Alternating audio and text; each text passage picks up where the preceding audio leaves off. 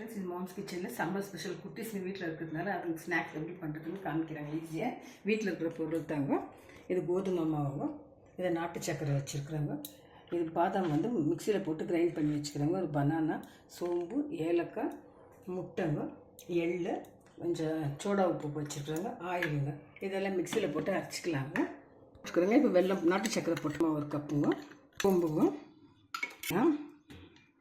பண்ணிக்கலாங்க.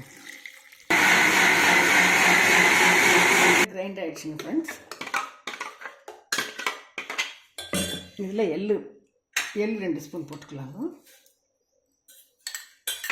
பாதாம் மிக்சருங்க மிக்ஸ் பண்ணி செய்ய வேணாம் போட்டுக்கலாங்க.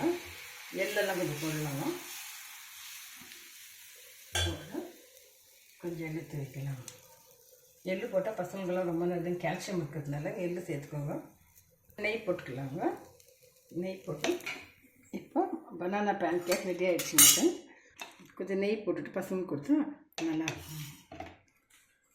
வாங்க ஃப்ரெண்ட்ஸ், நீங்களும் செஞ்சு பாருங்கள். இது பசங்க வீட்டில் இருக்கிறதுனால வீட்டில் இருக்க இன்க்ரீடியன்ஸ் தாங்க, அதை வச்சு செய்யலாங்க. ஈஸியாக டேஸ்டியாக இருக்கும். தேங்க்யூ ஃபார் வாட்சிங்.